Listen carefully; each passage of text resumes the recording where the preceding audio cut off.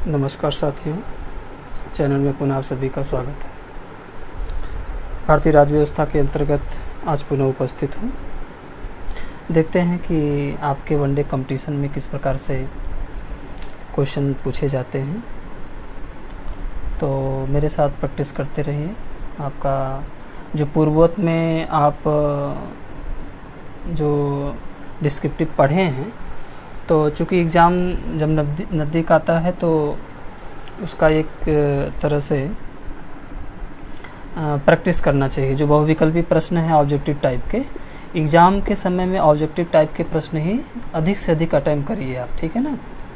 क्योंकि डिस्क्रिप्टिव आप पढ़ चुके होते हैं तो ऑब्जेक्टिव जो है वो उसमें थोड़ा सा आपके कॉन्सेप्ट क्लियर हो जाते हैं। तो प्रैक्टिस करते हैं और जितने आप प्रैक्टिस करेंगे उतने आपके लिए बहुत ही आसान होगा कंपटीशन। देखते हैं क्वेश्चन किस तरह से पूछता है। पूछा है कि राष्ट्रपति किस स्थिति में अध्यादेश जारी कर सकता है ना। राष्ट्रपति को अध्यादेश जारी करने की जो शक्ति है यह भारतीय संविधान के अनुच्छेद 123 के अंतर्गत दिया गया है। तो ये पूछ रहा है कि किस स्थिति में अध्यादेश जारी करता है। तो किस स्थिति में अध्यादेश जारी करता है? संसद के अधिवेशन में न रहने की स्थिति में, यानी संसद का अधिवेशन न चल रहा हो तभी जो है राष्ट्रपति अध्यादेश जारी कर सकता है। अगले प्रश्न की तरफ चलेंगे। राष्ट्रपति निम्न में से किस सूची के विषयों पर अध्यादेश जारी नहीं कर सकता है? यानी कि कौन सी ऐसी सूची है, जो सूचियाँ संविधान में दी गई हैं, जैसे संघ सूची, राज सूची, समवर्ती सूची। तो यही पूछ रहा है कि किस सूचियों के विषयों पर अध्यादेश नहीं जारी कर सकता है। तो किस सूची पे अध्यादेश नहीं जारी कर सकता है? राज्य सूची। यानी राज्य सूची का जो विषय है उस पर कानून बनाने का अधिकार जो है राज्य विधानमंडल का है। तो राज्य सूची के विषयों पर कानून जो है राज्य विधानमंडल बनाती है। तो राष्ट्रपति जो है राज्य सूची के विषयों पर अध्यादेश नहीं जारी कर सकता है। अगला प्रश्न देखते हैं। अगला प्रश्न पूछ रहा है, राष्ट्रपति द्वारा जारी अध्यादेश संसद के अगले अधिवेशन आरंभ होने की कितने दिनों पश्चात तक प्रभावी रह सकता है?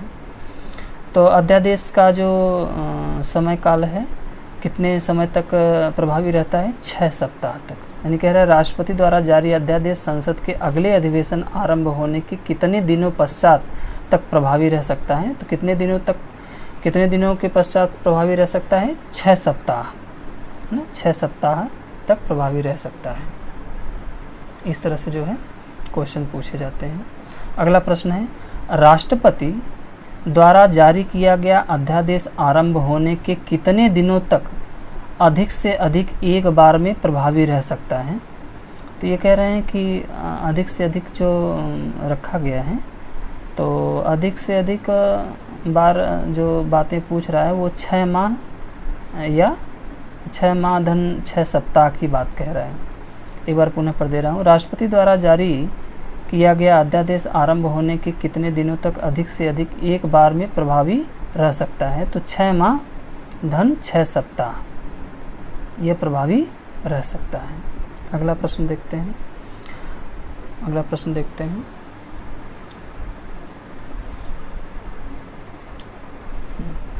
पूछ रहा है कि निम्न में से किस प्रकार का विधेयक राष्ट्रपति के पूर्व अनुमति लिए बिना संसद में पेश नहीं किया जा सकता?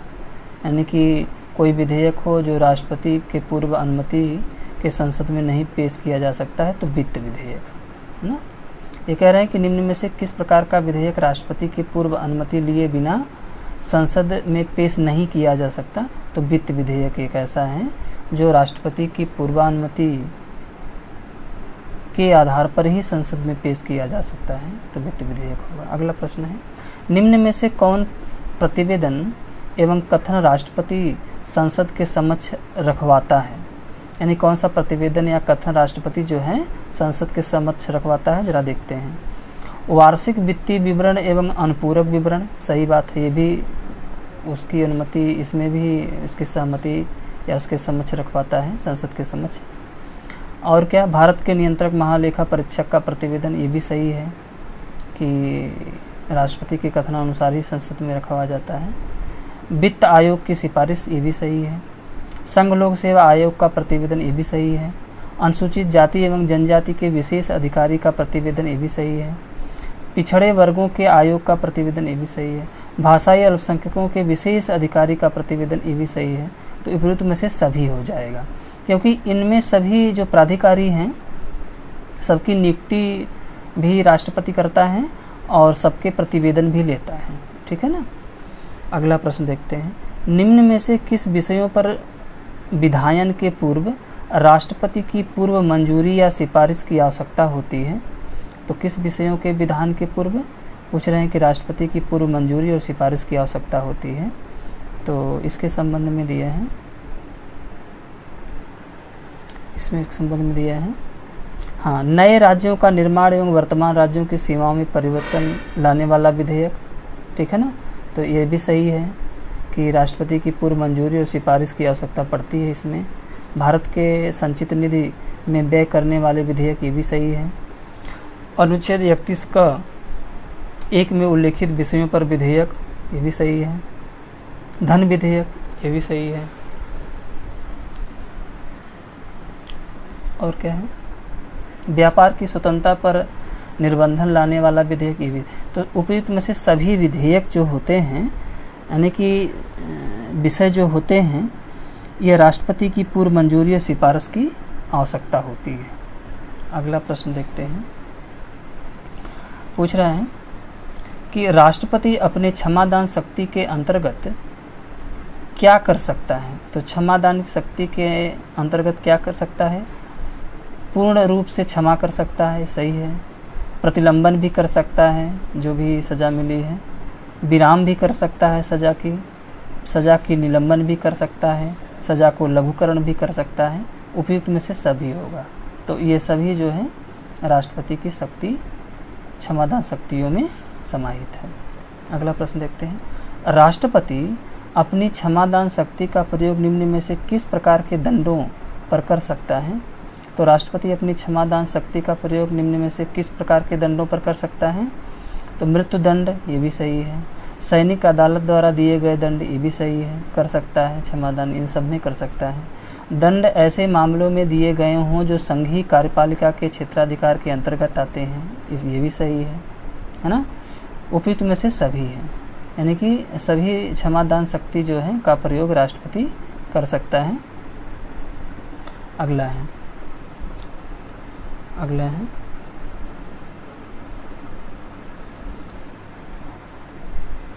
अगला प्रश्न है, अब तक कितने मामलों में राष्ट्रपति ने सर्वोच्च न्यायालय से परामर्श लिया है।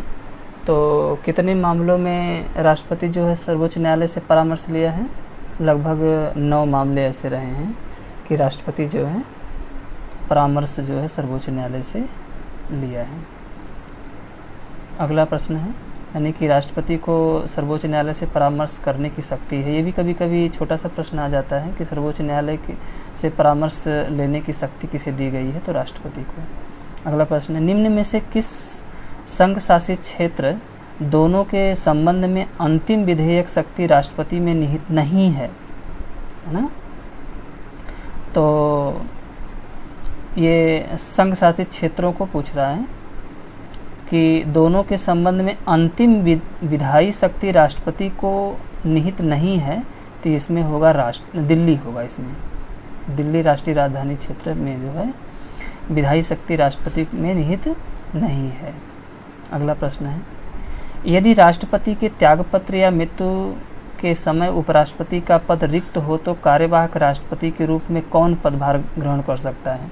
तो स्वाभाविक है कि सर्वोच्च न्यायालय का मुख्य न्यायाधीश, है ना। ये देखिए परिपाटी रही है एक तरह से कि राष्ट्रपति भी ना हो, उपराष्ट्रपति भी ना हो, तो सर्वोच्च न्यायालय का मुख्य न्यायाधीश ही राष्ट्रपति के कार्यवाहक राष्ट्रपति के रूप में कार्य कर सकता है, ठीक है ना। तो ये चैनल है राष्ट्रपति, फिर उपराष्ट्रपति, फिर सर्वोच्च न्यायालय का मुख्य न्यायाधीश। अगला प्रश्न देखते हैं, भारत का राष्ट्रपति उद्घोषणा कर सकता है। भारत का राष्ट्रपति क्या उद्घोषणा कर सकता है। तो क्या कर सकता है, कौन सी उद्घोषणा कर सकता है। राष्ट्रीय आपातकाल की उद्घोषणा, सही है। राजकीय संवैधानिक आपातकाल यानी राष्ट्रपति शासन, वित्तीय आपातकाल है। ये सभी जो आपातकाल हैं, 3 प्रकार के आपातकाल दिए गए हैं संविधान में। तो तो तीनों की जो उद्घोषणा राष्ट्रपति करता है, तो उपयुक्त में से सभी हो जाएगा। अगले प्रश्न की तरफ चलते हैं। अगला प्रश्न पूछ रहा है राष्ट्रपति राष्ट्रीय आपातकाल की उद्घोषणा निम्न में से किस स्थितियों में कर सकता है? तो राष्ट्रीय आपातकाल की उद्घोषणा जो है, यानी राष्ट्रीय आपातकाल जो लगाए जाते हैं, ये अनुच्छेद 352 के अंतर्गत लगाए जाते हैं। तो अनुच्छेद 352, 56, 60 ये तीन प्रकार के अनुच्छेद हैं। 352 में राष्ट्रीय आपातकाल, 56 में राष्ट्रपति शासन जिसे कहा जाता है राज्य में आपातकाल, और 360 अनुच्छेद 360 में वित्तीय आपातकाल की उद्घोषणा है।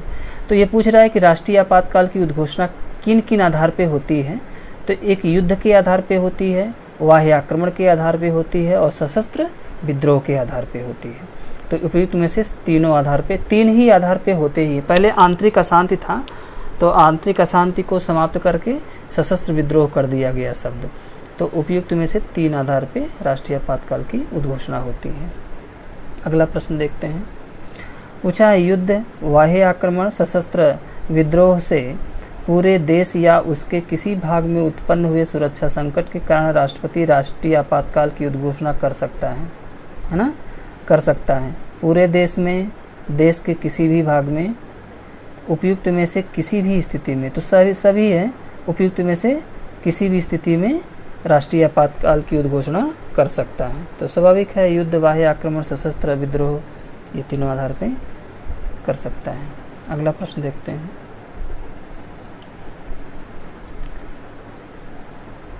अगला प्रश्न पूछ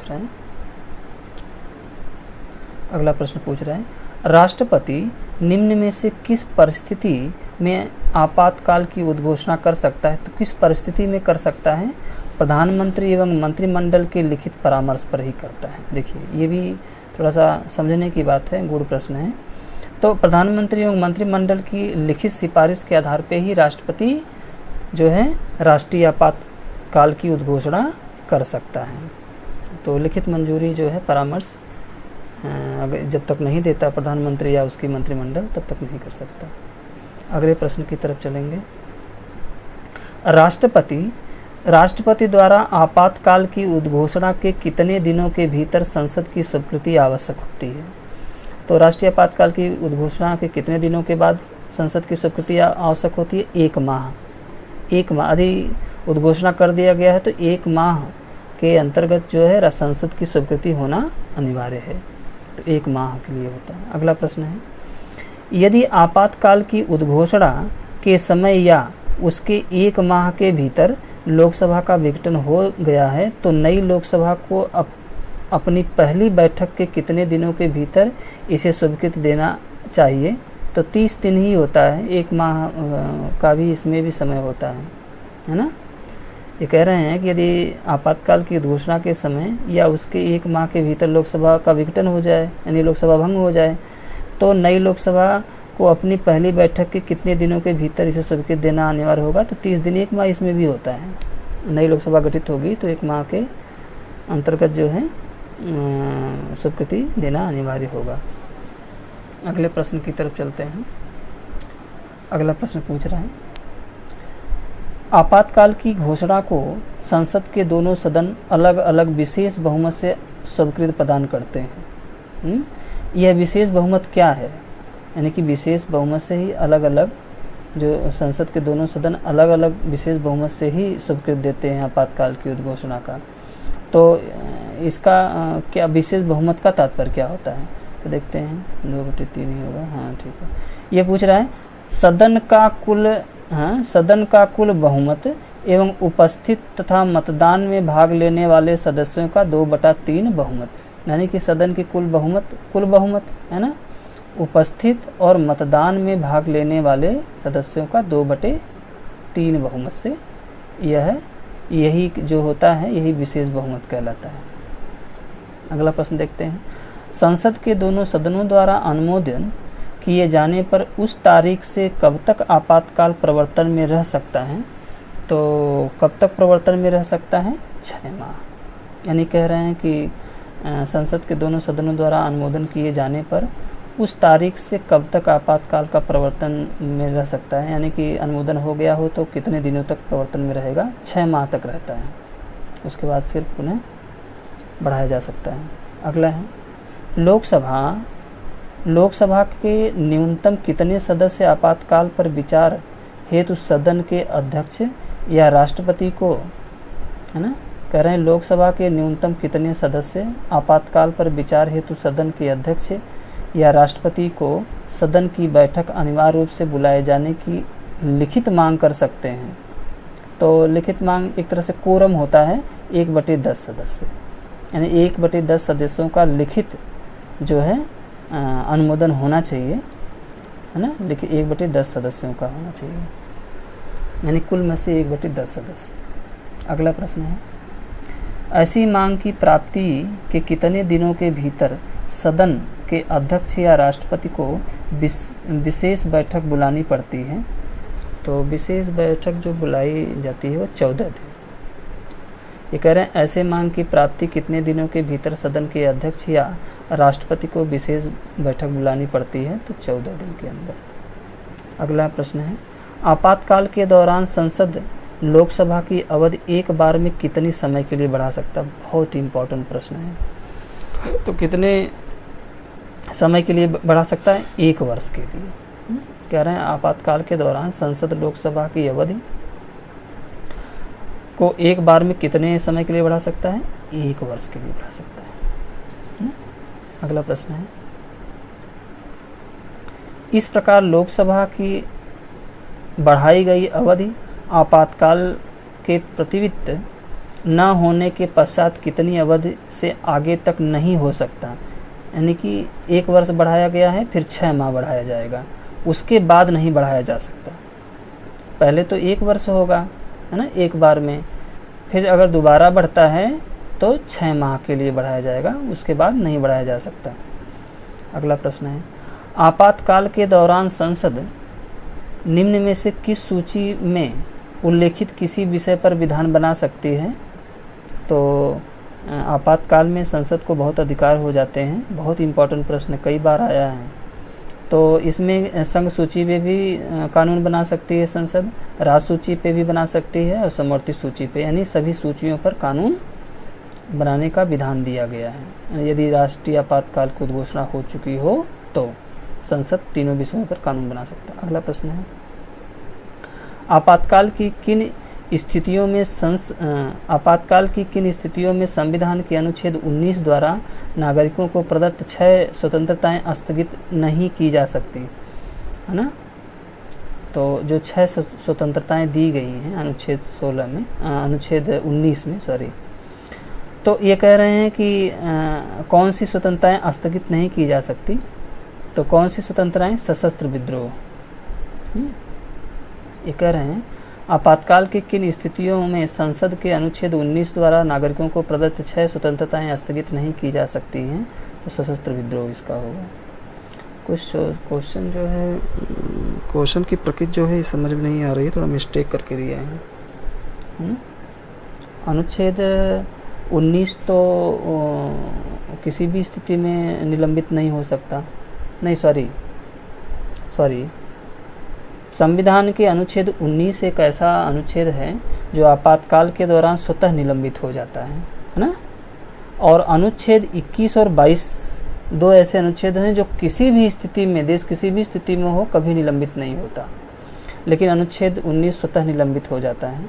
लेकिन ये क्वेश्चन की प्रकृति पूछने का थोड़ा दूसरा है। तो 6 स्वतंत्रताएं स्थगित नहीं की जा सकती, सशस्त्र विद्रोह। अगला प्रश्न दिया है आपातकाल के दौरान, है ना, आपातकाल के दौरान निम्न में से किस प्रकार के स्वाधीनता के अधिकार को समाप्त या सीमित नहीं किया जा सकता? तो यह देखिए कह रहा है कि सीमित भी नहीं किया जा सकता और समाप्त भी नहीं किया जा सकता राष्ट्रीय आपातकाल में। वही जो बात बताए हैं आपको, जीवन और शारीरिक स्वतंत्रता यह कभी समाप्त नहीं हो सकती, न इसको सीमित किया जा सकता है। अगला है आपात के दौरान संघ की राज्य सूची के विषय पर कानून बनाने की शक्ति प्राप्त हो जाती है यदि किसी विषय पर राज्य का कानून और संघ कानून परस्पर विरोधी हैं तो विरोध की सीमा तक कौन कानून अमान्य होगा? तो राज्य का, यानी कि ये राज्य का कानून अमान्य हो। जैसे कह रहे हैं कि अगर कोई ऐसा विषय हो जिस पे संघ और राज्य, है ना, दोनों, जैसे संघ भी टकरा गया हो राज्य से और राज्य भी संघ से, तो ऐसी स्थिति में किसका कानून जो है मान्य होगा? तो संघ द्वारा बनाया गया कानून ही मान्य होगा, राज्य द्वारा कानून जो है अमान्य हो जाएगा। तो इस प्रकार से क्वेश्चन जो है दिया गया। अगला प्रश्न देखते हैं। अगला प्रश्न किस प्रकार से आता है? अगला प्रश्न देखते हैं। पूछा है, संविधान के किस अनुच्छेद के अंतर्गत राष्ट्रपति आपातकाल की उद्घोषणा करता है ना? तो अनुच्छेद 352 भी बताए हैं, राष्ट्रीय आपातकाल की उद्घोषणा अनुच्छेद 352 के अंतर्गत की जाती है। अगला प्रश्न है, बाह्य आक्रमण के आधार पर अब तक राष्ट्रपति ने कितनी बार आपातकाल की उद्घोषणा की है? तो बाह्य आक्रमण के आधार पर राष्ट्रपति कितनी बार आपात की उद्घोषणा की है? बाह्य आक्रमण के आधार पर 2 बार हुआ है ना? एक बार चीन का युद्ध हुआ था 62 में और एक बार भारत पाकिस्तान। बाह्य आक्रमण के आधार पर 2 बार हुआ है। अगला है, अब तक कितनी बार राष्ट्रीय आपातकाल की उद्घोषणा हो चुकी है? तो 3 बार हो चुकी है ना? 3 बार हो चुकी है। यह 1962, 1972, 1977 या 76 होगा, थोड़ा सा देख लीजिएगा इसको। 3 बार हो चुकी है राष्ट्रीय आपातकाल की उद्घोषणा। अगला है, पहली बार राष्ट्रीय आपातकाल की उद्घोषणा कब की गई थी? तो कब की गई थी? यह 26 अक्टूबर 1962। देखिए 26 अक्टूबर का डेट याद रखिएगा, बहुत इंपॉर्टेंट प्रश्न है, बारीकी से पूछता है। 26 अक्टूबर 1962। अगला प्रश्न है,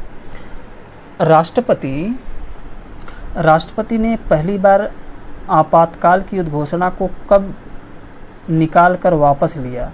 यानी कि कब जो है ये वापस हुआ था? जब 62 में लागू हुआ था तो 10 जनवरी 1968 को ये वापस हुआ था। 10 जनवरी 1968 को ये वापस ले लिया गया। अगला बात, दूसरी बार राष्ट्रपति ने राष्ट्रीय आपातकाल की घोषणा कब की थी?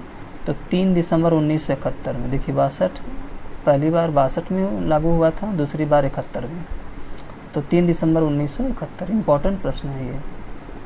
अगला है, राष्ट्रपति ने उपयुक्त आपातकाल की उद्घोषणा कब रद्द किया था? इसे मतलब कब समाप्त किया गया था? तो ये 71 से 77 तक चला, यानी कि 27 मार्च 1977 को ये रद्द किया गया था, दूसरा राष्ट्रीय आपातकाल। चलिए तीसरा का नंबर है। पूछ रहा है कि तीसरी बार राष्ट्रपति ने किस आधार पर राष्ट्रीय आपातकाल की उद्घोषणा की थी? तो किस आधार पर की थी? आंतरिक अशांति के आधार पर, यानी कि यही आंतरिक अशांति शब्द जो है बाद में सशस्त्र विद्रोह हो गया, इसे समाप्त कर दिया गया था। पूछ रहा है अगला, राष्ट्रपति ने तीसरी बार आपातकाल की उद्घोषणा कब की थी? तो तीसरी बार कब की थी? 25 जून 1975 को। 25 जून 1975 को। तो ये इम्पोर्टेंट है ना। पहली बार राष्ट्रीय आपातकाल की घोषणा 26 अक्टूबर 1962। दूसरी बार जो लागू हुआ था राष्ट्रीय आपातकाल 3 दिसंबर 1971। और तीसरी बार जो घोषणा की गई राष्ट्रीय आपातकाल की वह 25 जून 1975 को। तो 62, 71 और 75, ये डेट याद रखेंगे। अगला प्रश्न है, यह तीसरी आपातकाल कब समाप्त हुआ था? तो कब समाप्त हुआ था? बहुत दिनों तक नहीं चला था, ये समाप्त हुआ था 21 मार्च 1977 को समाप्त हो गया था, है ना। अगला प्रश्न है, अगला प्रश्न है, किस दौरान देश में आपात की 2 उद्घोषणाएं एक साथ लागू हुई थी? तो 2 उद्घोषणाएं एक साथ जो लागू हुई थी, तो अभी बताया ना, 25 जून 1975 से 21 मार्च 1977, यानी कि 2 उद्घोषणाएं एक साथ लागू हुई थी। तो ये होगा 25 जून 1975 और 21 मार्च 1977। अगला प्रश्न है, डॉक्टर सर्वपल्ली राधाकृष्णन और वीवी गिरी ने क्रमशः प्रथम और द्वितीय आपातकाल की उद्घोषणा की, है ना। प्रथम और द्वितीय, प्रथम का सर्वपल्ली राधाकृष्णन और द्वितीय का बीबी गिरी। बताइए तीसरे राष्ट्रपति आपातकाल की उद्घोषणा किसने की थी, यानी तीसरा जो राष्ट्रीय आपातकाल का उसका उद्घोषणा किसने किया था, तो फ़खरुद्दीन अली अहमद ने। यानी सर्वपल्ली राधाकृष्णन पहली बार, दूसरी बार बीबी गिरी और तीसरी बार फ़खरुद्दीन अली अहमद ने राष्ट्रीय आपातकाल की उद्घोषणा की थी। ये भी क्वेश्चन जो है आपका पूछ चुका है कई बार। अगला प्रश्न है 44वें संविधान संशोधन 1978 में अनुच्छेद 352 में किन शब्दों के स्थान पर सशस्त्र विद्रोह शब्द रखा गया, तो आंतरिक अशांति शब्द के स्थान पे। देखिए बहुत इंपॉर्टेंट प्रश्न है, आया भी है, आ भी सकता है।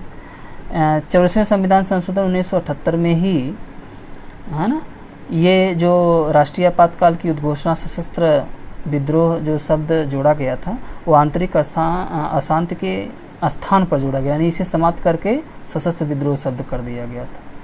अगला प्रश्न है 1975 के आपातकाल के घोषणा के संबंध में कौन सा कथन सत्य है ना।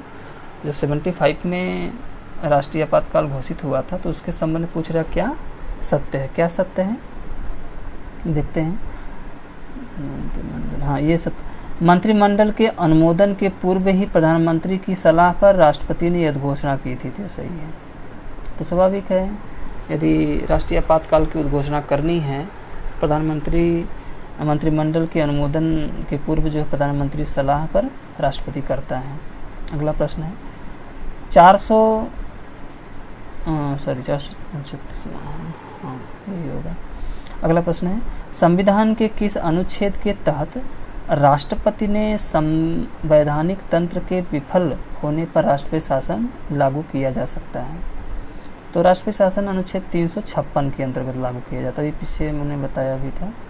तो अनुच्छेद 356 जो है राष्ट्रपति शासन यानी कि राज्य में आपातकाल। तो राज्य में आपातकाल किस आधार पर लगाया जाता है, राज्य में संवैधानिक तंत्र की विफलता के आधार पर ही राष्ट्रपति शासन राज्य में लगता है। तो संवैधानिक तंत्र की विफलता पे अनुच्छेद 356 के अंतर्गत। अगला प्रश्न है किस राज्य में राष्ट्रपति शासन की उद्घोषणा किस व्यक्ति के प्रतिवेदन मिलने पर राष्ट्रपति करता है, तो राज्य के राज्यपाल का प्रतिवेदन यदि मिल जाता है तो राष्ट्रपति राष्ट्रीय आपातकाल की उद्घोषणा कर देता है। अगला प्रश्न है किस राज्य में राष्ट्रपति शासन के लागू हो जाने पर निम्न में से किस कृत्यों के अलावा राज्य शासन के सभी कृत्य संघीय नियंत्रण में आ जाते हैं, तो संघीय नियंत्रण में क्या आ जाते हैं, न्यायिक व्यवस्थाएं। जो न्यायिक व्यवस्थाएं हैं वह संघीय नियंत्रण में आ जाती है यदि राज्य में राष्ट्रपति शासन लगा हुआ है। अगला प्रश्न देखते हैं। अगला प्रश्न देखते हैं संसद द्वारा प्रस्ताव पारित होने पर किसी राज्य में राष्ट्रपति शासन एक बार में कितने समय के लिए लागू होता है, तो एक बार में कितने समय के लिए, 6 माह के लिए राष्ट्रपति शासन जो है वह एक बार में 6 माह के लिए लागू होता है। अगला प्रश्न है राष्ट्रपति शासन की उपयुक्त अवधि को 1 वर्ष से अधिक बढ़ाने के लिए 2 शर्त हैं, वे कौन कौन से शर्त हैं। यानी कि 6 माह के लिए पहले प्रवर्तन में लाया जाता है, फिर 1 वर्ष के लिए 1 वर्ष से अधिक समय के लिए बढ़ाया जा सकता है, लेकिन 2 शर्त है। कौन कौन सी शर्त है देखते हैं। इस प्रकार प्रस्ताव पारित किए जाने के समय अनुच्छेद 352 के अंतर्गत आपातकाल लागू हो, सही बात है। निर्वाचन आयोग यह प्रमाणित करे कि राज्य में निर्वाचन करवाना संभव नहीं है, तो ये भी हो सकता है। यानी कि 2 शर्त ऐसी हैं कि जिसे 1 वर्ष के लिए राष्ट्रपति शासन को बढ़ाया जा सकता है।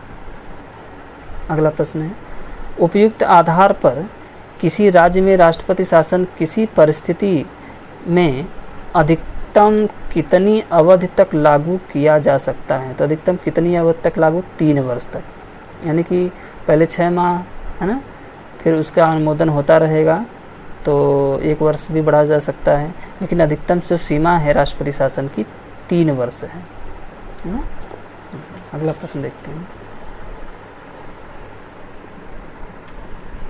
अगला प्रश्न देखते हैं। पूछा है कि 42वें संवैधानिक संशोधन अधिनियम 1976 द्वारा राष्ट्रपति शासन की 6 माह की अवधि को बढ़ाकर कितने वर्ष कर दिया गया था? तो 6 माह की अवधि को बढ़ाकर कितने वर्ष कर दिया गया था? 12 माह, यानी 1 वर्ष कर दिया गया था, है ना। तो 12 माह हो जाएगा। इम्पोर्टेंट प्रश्न है और कई बार आया है। अगला प्रश्न देखते हैं। पूछा, राष्ट्रपति शासन की अधिकतम अवधि 3 वर्ष की है, राष्ट्रीय आपातकाल की अधिकतम अवधि कितने वर्ष के लिए है? तो राष्ट्रीय आपातकाल की अवधि की जो समय सीमा है, कोई समय सीमा नहीं इसकी है। इसकी कोई समय सीमा तय नहीं की गई है। अब परिस्थिति पर निर्भर करेगा कि कितने समय तक लागू रह सकता है। अगला प्रश्न है, राष्ट्रपति शासन के दौरान संविधान के किस अनुच्छेद द्वारा प्रदत्त स्वतंत्रताओं पर रोक लगाई जा सकती है? तो प्रदत्त स्वतंत्रताओं पर रोक लगाई जा सकती है अनुच्छेद 19, यानी कि वाक स्वतंत्रता या बोलने की स्वतंत्रता, यानी कि अनुच्छेद 19 में भी 6 प्रकार की स्वतंत्रताएं दी गई हैं, उस पर जो है पूर्णतः रोक लग जाएगी, यानी स्वतः समाप्त हो जाएगा। अनुच्छेद 19 में जो व्यवस्थाएं हैं वो स्वतः समाप्त हो जाएंगी। इस प्रकार का संवैधानिक उल्लेख है। अगला प्रश्न देखते हैं। संविधान लागू होने के बाद से अब तक राष्ट्रपति शासन कितनी बार लागू किया गया है? तो बहुत बार, तो इसमें तो 102 दिए हैं, 102 बार, लेकिन इससे अधिक भी लगभग 126 बार हो चुका है। ये बहुत ज़रूरी नहीं है, 126 बार लगभग है होगा। ये देख लीजिएगा कितनी बार राष्ट्रपति शासन लगा है, राज्यों को जोड़ना पड़ेगा, पुराना डाटा है। अगला प्रश्न है, पहली बार राष्ट्रपति शासन कब लागू किया गया था? तो पहली बार राष्ट्रपति शासन जो है कब लागू किया गया था? 20 जुलाई 1951 को। 20 जुलाई 1951 को पहली बार राष्ट्रपति शासन जो है लगाया गया था। कहाँ पे लगाया गया था? पंजाब पेप्सू में लगाया गया था। हाँ, ये पूछ भी रहा है, किस राज्य में राष्ट्रपति शासन पहली बार लगाया गया? पंजाब के पेप्सू में पहली बार लगाया गया। अगला प्रश्न है, किस संघ शासित क्षेत्र में राष्ट्रपति शासन को पहली बार लागू किया गया? यानी कि केंद्र शासित प्रदेशों में पूछ रहा है, तो गोवा में सबसे पहले राष्ट्रपति शासन लागू किया गया था। अगला प्रश्न है,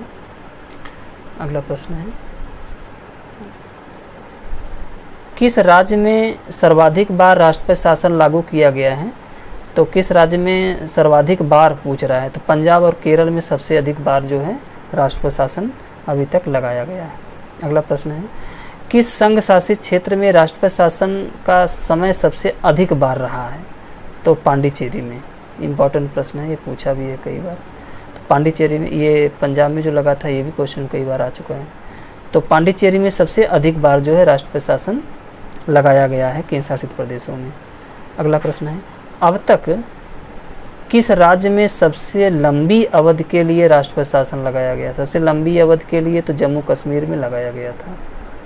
इम्पोर्टेंट ये भी है। अगला प्रश्न है, किस राज्य में सबसे अल्प अवधि 16 दिसंबर 1976 से 28 दिसंबर 1976 के लिए राष्ट्रपति शासन लगाया गया था? सबसे कम अवधि जो है महाराष्ट्र में, ये बहुत कम समय के लिए राष्ट्रपति शासन लगाया गया था। अगला प्रश्न है, ये 1976 से और 76 यानी कि ये लगभग 16, 4, 20, 8, 28, 8, 4, 12 दिन लगा था केवल। अगला प्रश्न है, वर्ष 1977 में केंद्र में जनता सरकार और 1980 में कांग्रेस ई सरकार सत्ता में आने के पश्चात एक साथ क्रमशः कितने राज्यों में राष्ट्रपति शासन लागू किया गया था? तो एक साथ जो है कितने राज्यों में? ये 9 राज्य हैं। यानी कि ये पूछ रहा है कि वर्ष 1977 में केंद्र में जनता सरकार और 1980 में कांग्रेस ई सरकार सत्ता में आने के पश्चात एक साथ क्रमशः कितने राज्यों में राष्ट्रपति शासन लगाया गया था? तो 9 राज्यों में लगाया गया था। अगला प्रश्न देखते हैं, संविधान के किस अनुच्छेद के आधार पर वित्तीय आपातकाल की उद्घोषणा राष्ट्रपति करता है? तो वित्तीय आपातकाल के पीछे हमने बताया भी था। तो वित्तीय आपातकाल की उद्घोषणा अनुच्छेद 360 के अंतर्गत की जाती है। अगला प्रश्न है, देश में वित्तीय आपातकाल की उद्घोषणा अब तक कितनी बार किया गया है? तो ये अभी वित्तीय आपातकाल कभी नहीं लगा है, तो अभी तक नहीं। अगला प्रश्न देखते हैं, अगला प्रश्न देखते हैं। वित्तीय आपातकाल के दौरान राष्ट्रपति राज्य के किसी प्रकार के विधेयकों को स्वीकृत के लिए प्रस्तुत किए जाने के लिए बाध्य कर सकता है। तो वित्त विधेयक, यानी वित्त विधेयक प्रस्तुत करने के लिए जो है राज्य को राष्ट्रपति बाध्य कर सकता है। अगला प्रश्न है, भारत के राष्ट्रपति को निम्न में से किससे वेतन दिया जाता है? तो भारत के संचित निधि से वेतन मिलता है। तो बहुत छोटा सा प्रश्न है। अगला प्रश्न है, हिंदू आचार संहिता विधेयक को लेकर प्रधानमंत्री ने किस राष्ट्रपति पर का विवाद हुआ था? यानी प्रधानमंत्री राष्ट्रपति पर जो विवाद हुआ था हिंदू आचार संहिता विधेयक को लेकर के, तो किसके मध्य हुआ था? यानी कि कौन राष्ट्रपति था? तो डॉक्टर राजेंद्र प्रसाद, है ना। तो डॉक्टर राजेंद्र प्रसाद और पंडित जवाहरलाल नेहरू के मध्य जो है इस प्रकार के विवाद हुए थे। तो डॉक्टर राजेंद्र प्रसाद। राष्ट्रपति की वही स्थिति है जो ब्रिटेन संविधान में सम्राट की है। वह राष्ट्र का प्रधान है, कार्यपालिका का नहीं, है ना।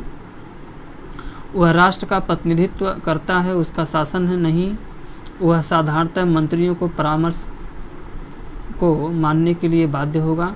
वह न तो उसके परामर्श के विरुद्ध कुछ कर सकता है, न उसके परामर्श के बिना ही।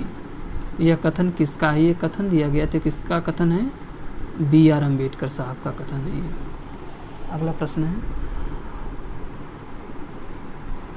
है, उपराष्ट्रपति का पद संविधान में प्रारंभ से ही है। यानी उपराष्ट्रपति का पद जो है ये संविधान में तो उल्लेख किया गया है, शुरू से ही उल्लेख किया गया है। चलिए अगले प्रश्न की तरफ चलते हैं।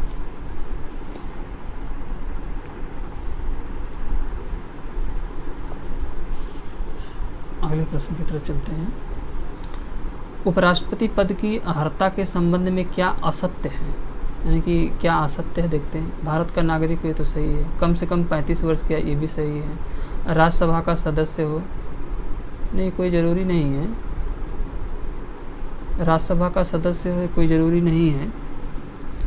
हाँ, राज्यसभा का सदस्य कोई ज़रूरी नहीं है कि राष्ट्रपति राज्यसभा का सदस्य ही होना ज़रूरी है।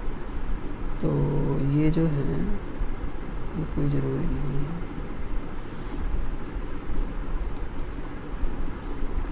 अगला प्रश्न देखते हैं। उपराष्ट्रपति के निर्वाचन में निर्वाचक मंडल के सदस्य कौन होते हैं? तो कौन निर्वाचक मंडल के सदस्य होते हैं?